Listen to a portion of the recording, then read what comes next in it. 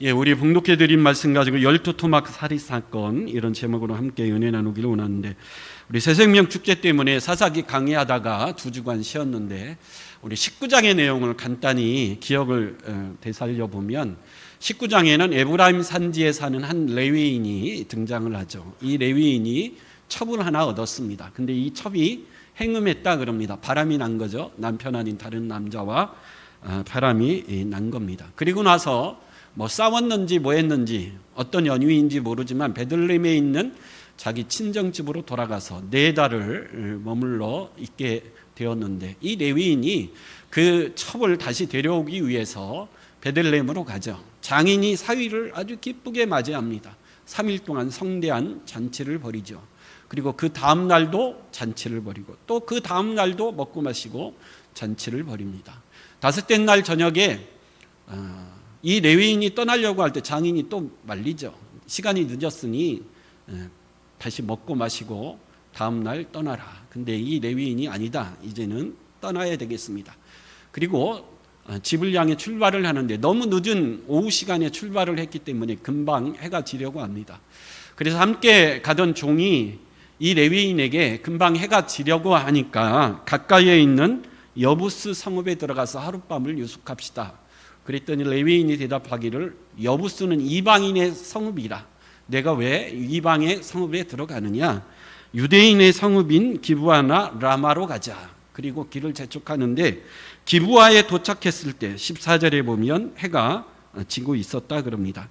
그래서 이 기브아라고 하는 성읍은 레위 지파의 베냐민 지파에 속해 있는 성읍인데, 이 베냐민 지파에 속해 있는 기브아 성읍에 들어가서 하룻밤을 유숙하려고 그 기브아 성읍에 서 있는데 아무도 이 레위인을 맞아 하룻밤을 유숙하게 하는 자가 아무도 없었다 그럽니다. 원래 나그네를 잘 대접하는 것은 유대인들의 조상 아브라함 때부터 내려오는 유대인들이 갖고 있는 아주 좋은 전통인데, 어찌된 일인지 이 기브아성 사람들은 이 레위인 일행을 아무도 맞아주지 않고 있더라는 거죠. 근데 16절에 보면 한 노인이 밭에서 일하고 돌아오다가 이 레위인 일행을 보고 묻습니다. 17절에 보면 그대는 어디로 가며 어디서 왔느냐, 레위인이 대답하기를 우리는 유다 베들레헴에 갔다가 에브라임 산지로 가는 중이라. 근데 이 노인은 베냐민 지파 사람이 아니고 원래 에브라임에 살던 에브라임 지파 사람인데 이 기브아 성읍에 와서 살고 있었죠. 근데 자기 고향 에브라임 산지로 간다 그러니까 마음이 좀 동했던 것 같습니다. 그래서 20절에 보면 우리 집으로 가자, 내가 너를 하룻밤 유숙하게 하리라. 그리고 노인과 함께 그 집으로 갔는데 20절 이하에 보면 너무 회개망측한 일들이 일어나기 시작합니다. 22절에 보면 그들이 마음을 즐겁게 할 때 그 성읍의 불량배들이 이 노인의 집에 찾아와 노인의 집을 에워싸고 뭐라고 요구하고 있죠? 내 집에 들어온 사람을 끌어내라. 우리가 그와 뭐하리라? 관계하리라. 히브리 원어에 보면 그 남자를 끌어내라. 우리가 그들과 상관하겠다. 이게 무슨 말이죠? 상관하겠다라는 성관계를 갖겠다라는 거죠. 남자들이 몰려와서 그 노인 집에 찾아온 레위인 남자를 뭐 하라는 거죠? 우리에게 내어주라는 거죠. 우리와 그들과 동성애를 하겠다. 이제 그렇게 난리가 났습니다. 이 기브아 성 사람들은 이 레위인이 자신의 성읍에 들어왔을 때 외면하지 않고 가만히 계속해서 처음부터 지켜보고 있었다는 거죠. 왜 그렇죠? 이 레위인과 관계를 맺고 싶어서, 동성애를 하고 싶어서 가만히 지켜보고 있다가 노인의 집에 들어갔을 때 그 노인의 집에 남자들이 몰려들어서 그 레위인을 우리에게 내어달라, 그 레위인과 동성애를 하겠다. 그러자 23절 24절에 보면 이 노인이 뭐라고 그 불량배들에게 이야기하죠? 그렇게 하지 말아라. 이 레위인은 우리 집에 온 손님이니까 그렇게 하지 말고 여기 내 딸, 결혼하지 않은 처녀인 내 딸과 이 레위인의 첩이 있으니 이 두 여자를 내어줄 테니까 이 레위인 대신 이 두 여자와 어찌어찌 해라. 근데 여러분, 이 광경이 어디서 많이 보던 광경이죠? 창세기 19장에 보면 하나님의 사자가 소돔성을 멸망하기 위하여 롯의 집에 찾아갔을 때 소돔성의 남자들이, 우리 19장 4절에서 5절 한번 읽어볼까요? 19장 4절 시작. 그들이 눕기 전에 그 성 사람 곧 소돔 백성들이 노소를 막론하고 원근에서 다 모여 그 집을 에워싸고 롯을 부르고 그에게 이르되 오늘 밤 내게 온 사람들이 어디 있느냐 이끌어내라 우리가 그들을 상관하려나. 예, 똑같은 말씀이죠. 하나님의 사자가 남자의 모습을 하고 롯의 집에 찾아갔더니 소돔성 남자들이 다 몰려와서 그 남자들을 끌어내라. 우리가 그들과 뭐하리라? 상관하리라. 동성애를 하겠다. 그때 롯이 한 대답이 똑같습니다. 7절 8절 한번 읽어볼까요? 시작. 이르되 청하노니 내 형제들아 이런 악을 행하지 말라. 내게 남자를 가까이 하지 아니한 두 딸이 있노라. 청하건대 내가 그들을 너희에게로 이끌어내리니 너희 눈에 좋을 대로 그들에게 행하고 이 사람들은 내 집에 들어왔은즉 이 사람들에게는 아무 일도 저지르지 말자. 예, 이 창세기 19장에 복잡한 똑같은 일이 우리 사사기 19장에 똑같이 벌어지고 있다는 거죠. 차이점은 뭐죠? 소돔성 사람은 하나님이 이미 심판하기로 작정한 사람들이고, 그래도 이 기브와 이스라엘 백성들은 하나님의 택한 백성들이기 때문에 용서하고 또 용서하고 사랑하시는 백성이다. 그 차이만 있을 뿐이죠. 예수님이 마태복음 5장 47절에 이런 말씀을 산상보훈을 통해서 주셨습니다. 마태복음 5장 47절 한번 읽어보겠습니다. 시작. 또 너희가 너희 형제에게만 무난하면 남보다 더하는 것이 무엇이냐. 이방인들도 이같이 하지 아니하니. 무슨 말이죠? 하나님을 섬긴다고 하면서 너희가 이방인들하고 똑같이 살면 그게 무슨 소용이 있겠느냐. 너희는 적어도 이방인과는 뭐 해야 된다는 거죠? 달라야 된다는 거죠. 하나님 백성다운 다른 모습이 있어야 된다는 거죠. 근데 여러분, 이 기브아 성의 이스라엘 백성들은 그 당시 가나안 땅에 살고 있던 이방인들과 전혀 다른 모습이 없었어요. 똑같이 해괴망측한 일을 벌이며 살고 있었다라는 거죠. 여러분, 가나안 땅을 이스라엘 백성들에게 주신 목적이 뭡니까? 이스라엘 백성들이 가나안 땅에 들어가서 위대한 하나님의 나라, 거룩한 하나님의 나라, 성결한 하나님의 나라, 복된 하나님의 나라를 세워서 온 세상에 하나님의 이름을 전파하기 위하여 이스라엘 백성들을 가나안 땅에 들여보냈는데, 가나안 땅에 들어온 이스라엘 백성들이 그 땅에 살고 있던 이방인, 가나안 원주민과 똑같이 범죄하며 악행하며 살고 있었다라는 거죠.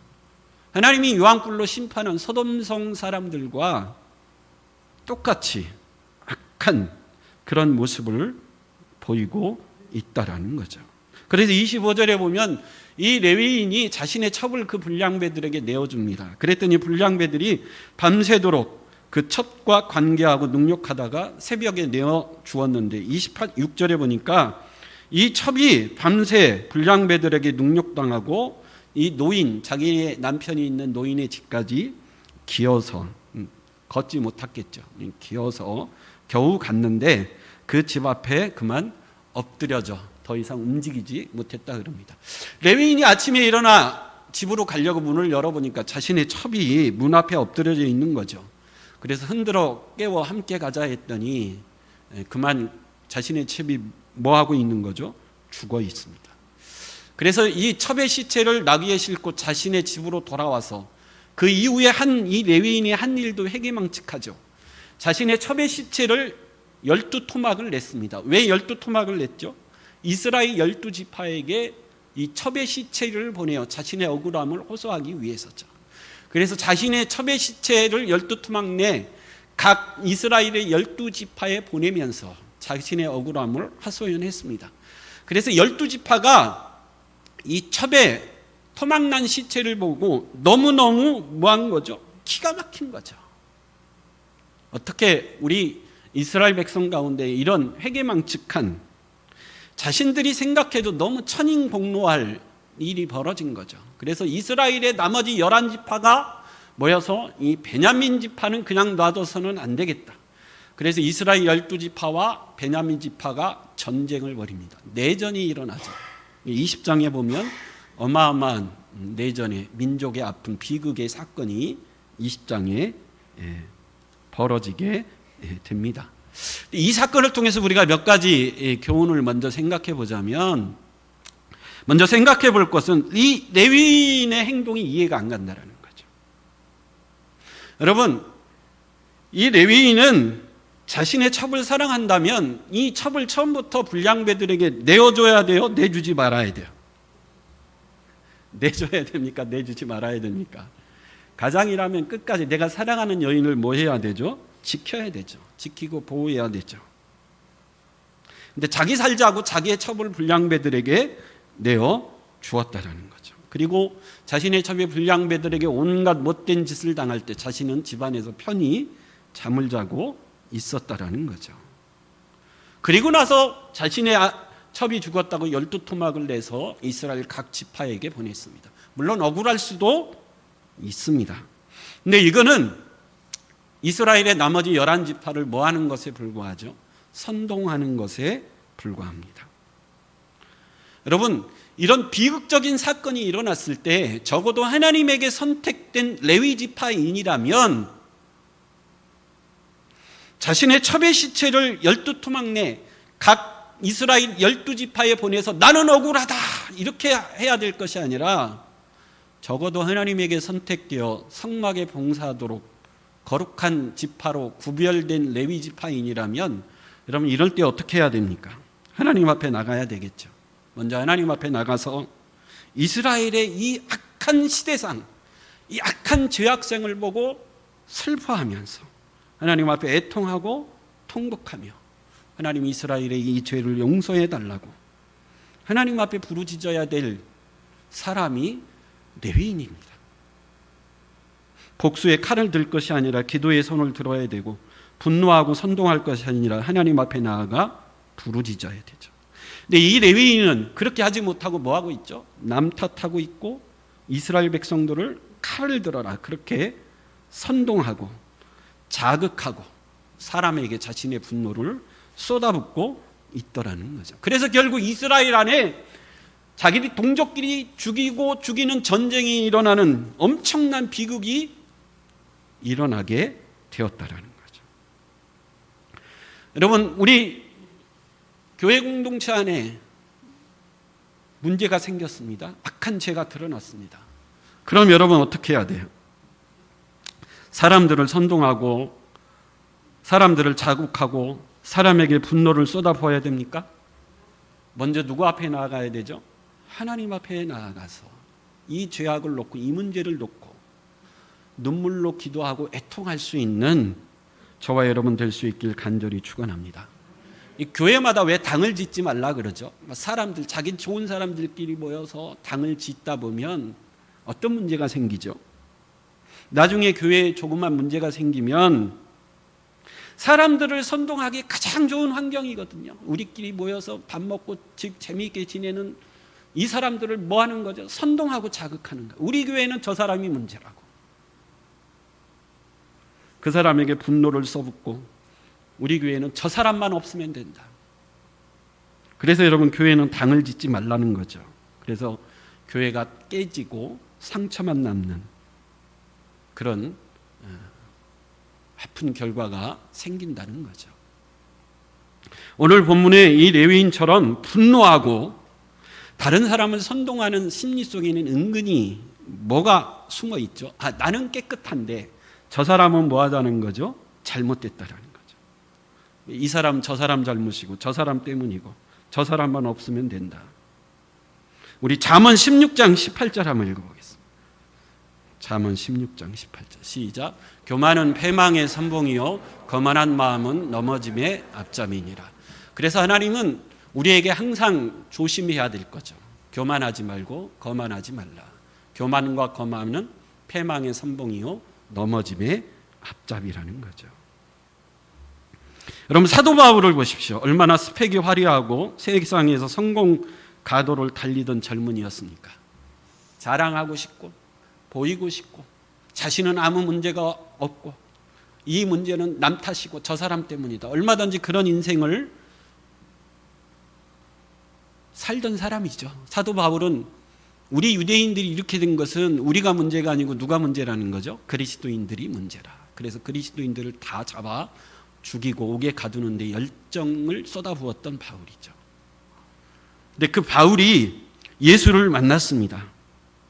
그 예수를 만나면서 바울에게 있어서 힘든 게 뭐죠? 내 안에 있는 나를 뭐 하는 거죠? 죽이는 게 너무너무 힘든 거예요.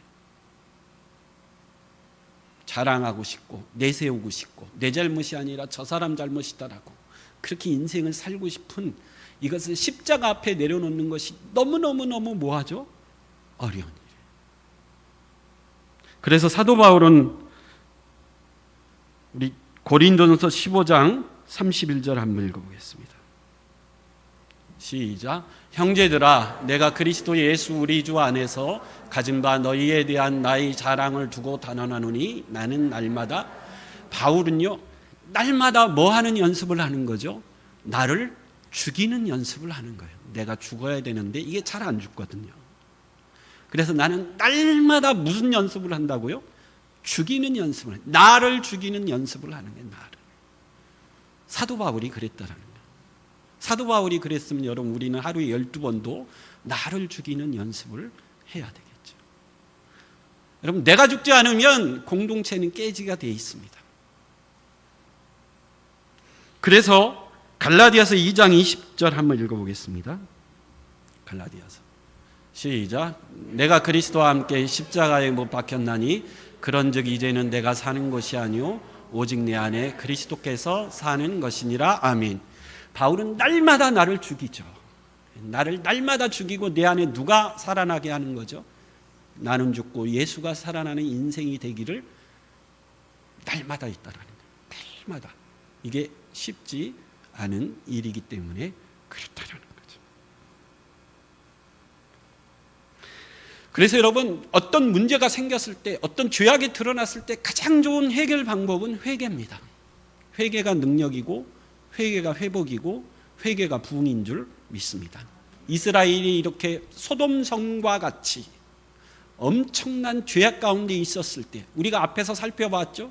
노아의 시대 같고 롯의 시대와 같은 엄청난 이 이스라엘의 죄악된 공동체가 언제 회복이 되죠? 나중에 사무엘이 이스라엘 백성들을 미스바에 모아놓고 회개를 시키죠. 회개 집회를 하는 거예요. 하나님 앞에 우리의 죄를 회개하죠. 미스바에 모여 하나님 앞에 눈물로 통곡하며 회개했을 때 이스라엘의 다시 한번 회복과 부흥이 일어난 줄 믿습니다. 그래서 이 레위인이 이런 악한 상황 가운데 가장 먼저 해야 될 일은 나머지 11지파를 선동하고 칼을 들어라 이게 아니고, 하나님 앞에 내가 먼저 회개해야 할 죄악은 무엇인지, 어떤 죄를 내가 먼저 하나님 앞에 눈물로 회개해야 되는지, 우리 유대민족의 죄악은 무엇인지 하나님이 용서해 달라고 먼저 회개할 줄 아는 믿음의 인생이 될 수 있길 간절히 축원합니다. 두 번째 생각해 볼 것은 이 사사말 시대에 이스라엘의 시대상이 이토록 노아의 시대같이 악하고 소돔같이 타락한 시대가 된 것은 첩이 죽고 강간당하고 동성애가 하고 죽었다고 12토막을 내서 나머지 이스라엘 지파를 선동하고 그래서 내전이 일어나고 또 서로 죽이고, 그럼 이런 악한 시대가 된 이유는 사사기가 늘 강조하는 것, 그 시대에 뭐가 없었기 때문이죠? 왕이 없었기. 여기서 왕은 누구죠? 하나님. 이스라엘 백성들이 하나님을 왕으로 인정하지 않고 자기 마음과 생각대로 자기의 옳은 대로 사는 시대였기 때문에 그렇다라는 거죠. 두 번째 이유는요, 오늘 19장 22절 한번 읽어볼까요? 19장 22절 시작. 그들이 마음을 즐겁게 할 때에 아멘. 두 번째 이유는 여러분 왜 하나님을 왕으로서 거절하죠? 제 소견에 내 생각에 옳은 대로 살고 싶어서 그래요. 그럼 왜 하나님을 거절하고 내 생각에 옳은 대로 살려고 하죠? 내 마음을 뭐하게 하기 위해서죠? 즐겁게 하기 위해서 그렇다라는 거죠. 다시 말하면 하나님의 말씀에 순종하고 하나님의 뜻을 이루고 하나님을 예배하고. 그럼 여러분 골치 아프죠? 얼마나 걸리는 게 많습니까? 주일날 주일을 잘 지키십시오. 목사님, 저도 주일을 잘 지키고 싶습니다. 근데 너무 뭐하는 게 많죠? 걸리는 게 많아요. 목사님 자꾸 주일날 나오라고 그러면 인생이 피곤합니다. 자꾸 나오라고 하지 마십시오. 제가 알아서 잘 다니겠습니다. 하나님 말씀에 순종하고 하나님을 예배하려다 보니까 너무 골치 아프고 너무 걸리는 게 많고 그렇게 살고 싶지 않다라는 거죠. 그렇게 살지 싶지 않고 어떻게 살고 싶다고요? 내 마음의 즐거운 대로, 내 인생을 즐기고 싶고 내 마음의 생각대로 살고 싶은 시대였기 때문에 그렇다라는 거죠. 여러분, 오늘 본문에 나오는 이 레위인이 왜 첩을 얻었습니까? 첩을 얻으라는 것은 하나님의 뜻이 아니죠. 하나님의 일부 일처제죠. 근데 왜 이 레위인이 자신의 부인을 두고 또 다른 첩을 얻었을까요? 이 첩을 통해서 내 인생을 뭐 하고 싶은 거죠? 즐기고 싶은 거죠. 이 레위인이 베들레헴의 처갓집에 갔을 때 장인이 왜 사위가 왔을 때 3일 동안 성대한 잔치를 벌이고 4일 동안도 먹고 마시고 5일째도 먹고 마시고 그랬을까요? 이 레위인이 내 딸을 첩으로 얻은 가장 중요한 이유는 이 레위인이 내 딸을 통해 뭐하게 살고 싶기 때문이죠. 즐겁게 살고 싶기. 장인도 잘 아는 거죠. 그렇게 사위가 오니까 먹고 마시고 즐기고 먹고 마시고 즐기고. 그 시대 사람들의 유일한 목표가 먹고 마시고 즐기면서 마음의 기쁨을 찾는 시대였기 때문에 그렇다라는 거죠. 근데 여러분 오해하면 안 되는 게 하나님은 우리의 인생이 기쁘게 살기를 원할까요? 슬프게 살기를 원할까요? 하나님은 우리가 기쁘게 살기를 원하십니다. 잠언 15장 13절에 보면 마음의 즐거움은 얼굴을 빛나게 하여도 마음의 근심은 심령을 상하게 한다. 잠언 17장 22절에 마음의 즐거움은 양약이라도 심령의 근심은 뼈를 마르게 한다. 잠언 3장 22절에 사람이 자기 일에 즐거워하는 것보다 더 나오는 것이 없음을 보았나니 이는 그것이 그의 몫이기 때문이다. 여러분, 하나님은 우리가 뭐하게 살기를 원한다고요? 기쁘고 즐겁게 살기. 여러분, 기쁘고 즐겁게 사는 것만큼 좋은 보약이 없다라는 거예요. 염려와 근심은 뼈를 썩게 한다라는 거죠. 여러분, 할 수 있으면 기쁘고 즐겁게 사십시오. 기쁘고 즐거운 일을 찾아 하십시오. 이게 우리를 향하신 하나님의 뜻입니다. 예배를 드리는 것이 여러분이 뭐가 돼야 되죠? 기쁨이 돼야 돼요. 기도하는 것이 기쁨이 돼야 되고, 여러분들이 집에서 가정주부로서 가족들을 위해서 밥을 하는 그 일도 뭐가 돼야 되죠? 기쁘게 해야 돼요. 기쁘게 하라는 거예요. 그래야 그 가족들이 내가 기쁘게 하는 이 밥을 먹고 뭐하게 산다고요? 나도 건강하고 우리 가족도 건강하게 산다. 그래서 여러분, 가능하면 인상 쓰고 힘들게 살지 마시고 기쁘고 즐겁게 살 수 있기를 간절히 축원합니다. 근데 문제는 뭐죠? 아무 때나 기쁘고 즐거우라는 것은 아니라는 거죠. 여러분, 이 레위인이 기쁘고 즐겁게 자신의 마음의 즐거움으로 살고 있어요. 근데 레위인으로서 노아의 시대 같고 롯의 시대 같은 그 악한 시대에 기쁘고 즐겁게 살아야 되나요? 이러한 때는 어떻게 살아야 돼요? 하나님 앞에 나와 눈물로 통곡하며 애통하는 마음으로 살아야죠. 여러분, 선지자 예레미야는 자신들이 보기에 유대인들이 하나님을 떠나 우상을 섬기는 악한 시대여서 하나님의 징계가 눈앞에 와 있습니다. 그때 예레미야는 어떻게 살았죠? 우리 예레미야 애가 1장 20절 한번 읽어. 예레미야 1장 20절 시작. 여호와여 보시옵소서, 내가 환난을 당하여 나의 애를 다 태우고 나의 마음이 상하오니 나의 반역이 심히 크미니이다. 아멘. 여러분, 그 악한 시대의 선지자 예레미야는 기쁘고 즐겁게 살지 않았어요. 어떻게 살았죠? 마음이 상하고 심히 큰 애통함으로 눈물을 흘리며 살았다. 그래서 예레미야 선지자의 별명이 뭐죠? 하도 울어서 눈물의 선지자입니다. 왜 울었죠? 이 악한 시대상을 보면서, 이 악한 유대인들의 모습을 보면서 하나님 앞에 하나님 유대인들의 죄를 용서하시고, 할 수 있으면 하나님 유대인들의 마음을 돌이켜 주시옵소서. 그렇게 매일 눈물로 하나님 앞에 기도하며 살았기 때문에 눈물의 선지자였어요. 여러분, 이 레위인이 그 시대에 이렇게 동성애를 추구하고 첩을 윤관하고 죽이고, 여러분, 이 악한 시대상을 보았다면 기쁘고 즐겁게 사는 것이 아니고 어떻게 살아야 되겠죠? 애통하며 눈물로 살아야 될 줄 믿습니다. 여러분, 우리 교회를 볼 때, 우리 나라를 볼 때 내가 하나님 앞에 나가 눈물로 애통하며 기도하며 살아야 되는가? 아니면 이 레위인처럼 첩을 얻고 먹고 마시고 여전히 즐거움을 찾아 즐겁게 살아야 되는가? 시대를 잘 보여야 되겠죠? 분별해야 돼요. 그리고 여러분, 히브리서에 보면 모세를 이렇게 소개하고 있죠. 우리 히브리서 11장 24절에서 25절입니다. 히브리서 11장 24절 25절 시작. 믿음으로 모세는 장성하여 바로의 공주의 아들이라 칭함받기를 거절하고 도리어 하나님의 백성과 함께 고난받기를 잠시 죄악을 낙을 누리는 것보다 더 좋아. 여러분, 모세는 어땠다 그러죠? 바로의 공주의 아들로, 왕자로 애굽의 궁궐에서 잘 먹고 얼마나 여러분 인생을 누리면서 살 수 있겠습니까? 근데 모세는 그 모든 것을 다 뭐 했다 그러죠? 거절하고 하나님의 백성과 뭐 하기를 기뻐했다 그러죠? 고난받기를 더 뭐 했다 그러죠? 좋아했다.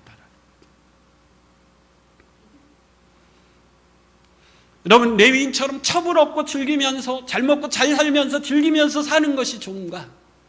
아니면 그것보다도 하나님의 백성들과 함께 고난받는 것이 더 좋은 것인가? 초대교회 성도들은 사도행전 5장 41절 한번 읽어볼까요? 사도행전 5장 41절 시작. 사도들은 왜 화면 바꿔요? 마음에 안 드나 봐, 내 설교가. 같이 읽어보겠습니다. 시작. 사도들은 그 이름을 위하여 능력받는 일에 합당한 자로 여기심을 기뻐하면서 공의 앞을. 여러분, 초대교회 성도들은 예수 믿는다는 이유로 40절에 보면 붙잡혀서 채찍에 맞았어요. 근데 초대교회 성도들은 그렇게 붙잡혀서 채찍에 맞겨 능력받는 것을 오히려 뭐 했다 그러죠? 기뻐했다.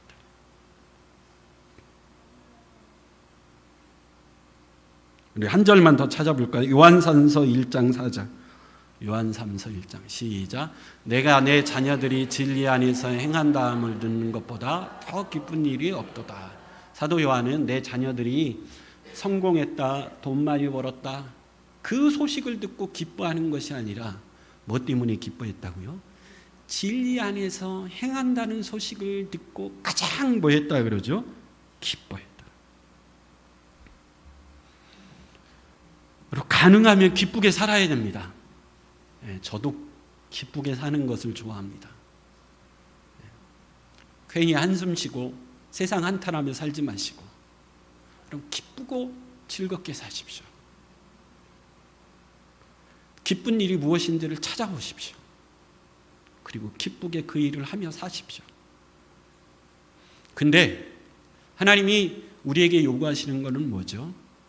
적어도 하나님의 백성들은 세상 사람들과 뭐가 좀 달라야 되지 않겠냐. 노아의 때와 같이, 롯의 때와 같이 시집가고 장가가고 먹고 사고 팔고, 물론 똑같은 거예요. 믿는 사람이나 믿지 않는 사람들이나. 근데 노아의 시대 같고 소돔 롯의 시대 같이 악한 세상이라면 믿는 자들은 좀 달라야 되지 않겠니? 노아와 같이 하나님의 말씀에 온전히 순종하고, 세상 사람들이 비웃어도 야, 비 한 방울 내리지 않는데 무슨 산꼭대기에 배를 짓니? 근데 하나님의 말씀이기 때문에 뭐 하는 거죠? 순종하는 거죠. 그 악한 시대에 이렇게 하나님의 말씀에 즐겨 순종하며 세상 사람들과 세상의 낙을 누리면서 세상 죄악 가운데 사는 인생이 아니라 모세와 같이, 초대교회 성도들과 같이 오히려 하나님과 함께하며 고난받고 매를 맞는 것이 오히려 더 뭐한 인생이죠? 기쁜 인생. 그게 좀 세상 사람들과 좀 다른 인생이지 않겠냐. 그게 악한 시대를 살아가는 그리스도인들의 모습이지 않겠느냐는 거죠.